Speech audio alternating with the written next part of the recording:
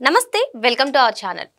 ఆంధ్రప్రదేశ్లో గత ప్రభుత్వ హయాంలో జరిగినటువంటి కుంభకోణాల్లో అతిపెద్ద కుంభకోణం మధ్య కుంభకోణం అని చెప్పి పలు వార్తలు వస్తున్నాయి. మరి ఈ మధ్య కుంభకోణంలో వైఎస్ఆర్సీపీ లోక్సభ ఫ్లోర్ లీడర్ అయినటువంటి మిథున్ రెడ్డి పేరు వినిపిస్తుంది. మరి ఆయనకి నోటీసులు ఇవ్వకుండానే ముందస్తు బెయిల్కి వెళ్ళడాన్ని మనం చూసాం. మరి ఈ రోజు చూసుకున్నట్లయితే ఆ ముందస్తు బెయిల్ని కొట్టివేసింది కోర్టు. మరి అసలు ఇలా ముందస్తు బెయిల్కి వెళ్ళడాన్ని ఏ విధంగా చూడాలి అన్ని కూడా తెలుసుకునే ప్రయత్నం చేద్దాం. దీన్ని పూర్తిగా విశ్లేషించడానికి మనతో పాటుగా ఉన్నారు సీనియర్ జర్నలిస్ట్ డివి శ్రీనివాస్ గారు. సార్ నమస్తే. సార్ నమస్తే. సార్, మిథున్ రెడ్డి అప్పట్లో ఒక కీలక వ్యాఖ్యలు చేశారు సార్. మా పైన, నా పైన, నా తండ్రి పైన చాలా ఆరోపణలు చేస్తున్నారు, మరి అందులో కూడా ఒక్కటి కూడా రుజువు చేయలేకపోయారని చెప్పి ఆయన మాట్లాడారు సార్. మాట్లాడిన వెంటనే మరి ఈ లిక్కర్ స్కామ్ గురించి వార్తలు రాగానే ముందస్తు బెయిల్కు కూడా వెళ్ళారు. మరి ఆ ముందస్తు బెయిల్ని ఈరోజు చూసుకున్నట్లయితే కోర్టు కొట్టివేసింది. ఏ విధంగా చూడాలి సార్ అసలు దీన్ని? బీరకాయల దొంగ ఎవరంటే భుజాలు దౌడుకున్నాడంట. బ్రాందీకాయల బీరకాయల అంటే గుమ్మడికాయలు అంటారులే, కానీ ఇప్పుడు అతని పేరు లేదు, కానీ ముందస్తు బెయిల్కి వెళ్ళాడు అంటే భుజాలు దౌడుకోవటమే కదా. భుజాలు దౌడుకోవటమే, అతనే దొంగ. ఇప్పుడు ఇదేమీ ఇంకా తెలియని దొంగతనం కాదు కదా. లిక్కర్ ఇవాళ స్కామ్ అనేది ఆంధ్రప్రదేశ్లో జరిగిన liquor scam Delhi liquor scam కన్నా 1000 రెట్లు పెద్దది. అది కేవలం 100 కోట్లే. 17 మంది జైలుకి వెళ్ళారు. సిబిఐ, ఈడీ అందరూ తీహార్ జైలుకే. 2 ముఖ్యమంత్రుల కుటుంబాలు అసలు కదిలిపోయాయి. భూకంపం పుట్టించింది ఆ స్కామ్. ఏది అటు కేజ్రీవాల్ జైలుకి వెళ్ళాడు, ఢిల్లీ ముఖ్యమంత్రి. ఇక్కడ తెలంగాణ ముఖ్యమంత్రి కూతురు కవిత తీహార్ జైలుకి వెళ్ళింది. అసలు అక్కడ ఉప ముఖ్యమంత్రి సిసోడియా వెళ్ళాడు, మంత్రులు వెళ్ళారు, అధికారులు వెళ్ళారు, పారిశ్రామికవేత్తలు వెళ్ళారు, ఆడిటర్లు వెళ్ళారు. ఇక్కడ దానికన్నా 1000 రెట్ల స్కాము. ఏది ఏపీ లిక్కర్ స్కామ్. అది 1,00,000 కోట్లు. 1,00,000 కోట్లు మద్యం అమ్మితే 99,400 కోట్లు క్యాషే. ఏమైంది ఆ క్యాష్? ఆ క్యాష్ అంతా మనీ లాండరింగ్ జరిగింది.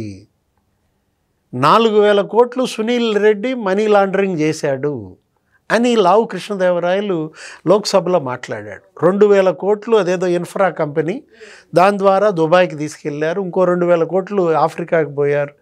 అతను మాట్లాడటం కాదు లోక్సభలో, ఒక బాధ్యతాయుతమైన పార్లమెంట్ సభ్యుడు దానిలో ఈడీ ఎంటర్ అవ్వాలని డిమాండ్ చేశాడు.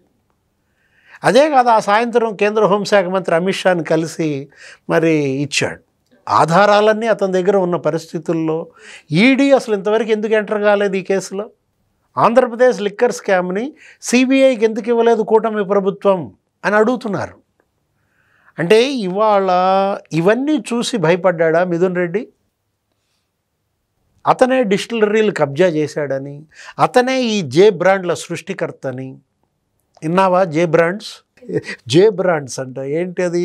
అసలు ఏదో ప్రెసిడెంట్ మెడల్ అంటారు, లేకపోతే 3 క్యాపిటల్స్ అంటారు.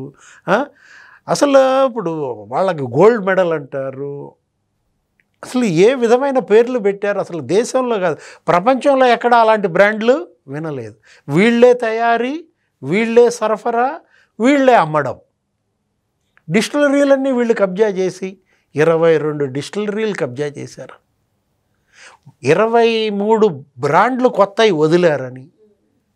అసలు ఒక బ్రాందీ కేసుకి 250 నుంచి 400 లంచం అంట, ముడుపులు. ఒక బీర్ కేసుకి 150 నుంచి 300 వసూళ్ళు అంట. ఆ వసూళ్ళు చేసిన డబ్బే 3,113 కోట్లని. రోజుకు 2 కోట్లు చొప్పున నెలకు 60 కోట్లు వసూలు చేశారు. ఆ క్యాష్ అంతా ఏమైంది? అరే 29 కౌంటింగ్ మెషిన్లు అంట, 200 మంది సిబ్బంది అంట. రోజుకి ఈ క్యాష్ లెక్క పెట్టడానికి తాడేపల్లి ప్యాలెస్లో అని మనం మీడియాలో కథనాలు, సోషల్ మీడియాలో స్టోరీలు. ఇంత పెద్ద స్కామ్ దేశ చరిత్రలో మనం చూడలేదు. ఏది మద్యం నీకు తాగుబోతులు ఉసురు తగిలింది, వాళ్ళ యొక్క ఆరోగ్యాలు దెబ్బతిన్నాయి. నీకు 50% లివర్ దెబ్బతిందంట, 52% వాళ్ళ మరి డ్యామేజ్ అయిందంటే. పురంధేశ్వరి అసలు దీనిపైన ఎప్పుడో సిబిఐ ఎంక్వైరీ అడిగింది. ఆమె అసలు పెద్ద ఉద్యమం లాగా తీసుకుంది. ఆమె బ్రాందీ షాప్కి వెళ్ళటం, ఈ సీసాలు పగలగొట్టడం. వాడిని ఏమన్నా పట్టుకొచ్చారు, రైల్వే సర్వీస్ వాడిని, వాసుదేవరెడ్డి. అసలు వీళ్ళు డిప్యుటేషన్ మీద తీసుకొచ్చారా, దోపిడీకి తెచ్చారా? దీన్ని డిప్యుటేషన్ అనరు, దీన్ని దోపిడీ అంటారు. అంటే దోపిడీ కోసం వీళ్ళందరినీ డిప్యుటేషన్ మీద తీసుకొచ్చి వాడికి 2 పోస్టులు ఇచ్చారు.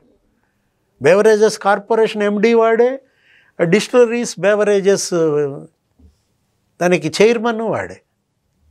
అతన్ని డమ్మీని చేసేసి అతన్ని పట్టుకుని వీళ్ళు ఈ రకంగా 20,000 కోట్ల స్కామ్ అని శ్వేతపత్రం వేశారు. ఇప్పుడు యాక్చువల్గా నీకు ఈ కేసులో తెలంగాణకి ఆంధ్రప్రదేశ్కి మద్యం విక్రయాల తేడా ఎంత ఉంటుందంటే 5,000 కోట్లు. చంద్రబాబు దిగిపోయి జగన్ సీఎం అయ్యేటప్పటికి.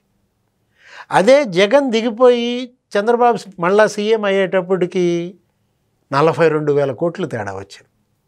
అప్పుడు 5,000 కోట్లు తేడా ఏంటి, ఇప్పుడు 5 ఏళ్లలో 42,000 కోట్ల తేడా వచ్చిందంటే ఆ 37,000 కోట్లు ఏమయ్యాయి? తినేశారు, మింగేశారు, తాగేశారు. ఇది మద్యం కదా. అంటే 37,000 కోట్లు ప్రజల రక్తం తాగారన్నమాట. వాళ్ళ లివర్ దెబ్బతిన్నది, వాళ్ళ మొత్తం అసలు శిథిలమైపోయిన శరీరాలు, చనిపోయారంట. 30,000 మంది పుస్తెలు తెగాయని మనం చూసాం. వీళ్ళ ఉద్యమాలు, వీళ్ళ ఆందోళనలు. అదే మనం అంటోంది, మద్యంతో ఎవరు అంటుకున్నా కాల్చేస్తుంది. ఇవాళ వైఎస్ఆర్ కాంగ్రెస్ కాలిపోయిందంటే కారణం నీకేంటి? మద్యం అన్నమాట. వాళ్ళ ఉసురు తగిలి వాళ్ళ ఆ పార్టీ కాలిపోయిన పరిస్థితుల్లో మొత్తం మిథున్ రెడ్డి అరెస్ట్ తప్పదా? వాళ్ళ ముందస్తు బెయిల్ పిటిషన్ తిరస్కరించిందంటే కోర్టులు ఇవాళ సహించట్లేదు. నువ్వు అవినీతికి పాల్పడి నువ్వు బెయిల్కి పిటిషన్ ఇస్తే కోర్టులు అవినీతి పైన ఇవాళ ఉపేక్షించడానికి సిద్ధంగా లేవు. ఎవరు అవినీతి కుంభకోణాల్లో చిక్కుకున్నా వాడికి బెయిల్ ఇవ్వడానికి కోర్టులు అసలు ముందుకు రావట్లేదు. మనం చూసాం వెంకటరెడ్డి అరెస్ట్, ఆ మైనింగ్ కార్పొరేషన్ నాడు, లేకపోతే వాసుదేవరెడ్డి. అలాగే అసలు వీళ్ళు అక్కడ ధర్మారెడ్డి అనేవాడిని పెట్టి అక్కడ తిరుపతి అంతా మింగేశారు. తిరుమల స్వామివారి సొమ్ము, భక్తులు ఇచ్చిన కానుకలు. అంటే ఈ డిప్యుటేషన్ మీద వీళ్ళందరినీ తీసుకొచ్చి కావాలని ఇక్కడ పెట్టి వీళ్ళు ఈ విధంగా అవినీతి కుంభకోణాలకి పాల్పడ్డారంటే ఇది ఎంత స్కెచ్! అసలు ఇది ఎటువంటి ప్లాన్? ఒక ప్రీ ప్లాన్డ్ మర్డర్ ఎలాగో అంతకు మించిన నేరం అన్నమాట వీళ్ళు. ఇప్పుడు మర్డర్లో వాళ్ళు జైలుకి వెళ్ళడం తప్పదు, ఇటు అవినీతి కుంభకోణాలకు పాల్పడిన వాళ్ళు జైలుకి వెళ్ళక తప్పదు అనమాట. కోర్టులు అసలు వీటిని క్షమించే ప్రసక్తే లేదంటారు. ఇవాళ హైకోర్టు డిస్మిస్ చేసింది. ఏం చేస్తాడు మిథున్ రెడ్డి? సుప్రీంకోర్టుకి వెళ్తాడా? సుప్రీంకోర్టులో కూడా అదే తీర్పు వస్తుంది, కాకపోతే కొన్ని రోజులు పడుతుంది. ఈలోపు నిన్ను అరెస్ట్ చేస్తావు, తథ్యం. అంటే వాళ్ళ నాన్న జారిపడ్డాడంట. ఇప్పుడు ఇవాళ మళ్ళా జారి పడతాడా? ఎందుకంటే మొన్న జారి పడితే చెయ్యి ఇరిగింది, ఆపరేషను ఏదో అన్నారు. రెడ్ బుక్ అనగానే వీళ్ళు గుండెపోట్లు వస్తున్నాయి, బాత్రూంలో జారి పడుతున్నారనో ఏదో లోకేష్ అన్నట్టున్నాడు, ఇవాళ కూడా అన్నట్టున్నాడు. మిథున్ రెడ్డి కూడా జారి పడతాడా? లేదు, మిథున్ రెడ్డికి గుండెపోటు వస్తుందా? అంటే ఇంకా తక్కువ వయసే. కొడాలి నానికి కూడా వచ్చింది కదా. అంటే హాస్పిటల్ అవుతాడా? ఎందుకంటే వీళ్ళంతా వరుసపెట్టి హాస్పిటల్స్లో చేరుతున్న పరిస్థితుల్లో మిథున్ రెడ్డి అరెస్ట్ అనే భయంతో హాస్పిటల్లో చేరతాడా? కాకాని ఎక్కడున్నాడు? కాకాని గోవర్ధన్ రెడ్డి కోసం వేట. ఇక మిథున్ రెడ్డి కోసం వేట. అబ్స్కాండ్ అయ్యాడా? అజ్ఞాతంలోకి వెళ్ళిపోయాడా? పరారా? ఇది ఒక పరారీ పార్టీగా మారింది. ఏది వైఎస్ఆర్ కాంగ్రెస్ పార్టీ ఆ పేరు మార్చేసుకుంటే పోద్దనమాట. ఏమని? పరారీ పార్టీ అని. మరో అంశంతో మళ్ళీ కలుద్దాం. Thank you sir. నమస్తే.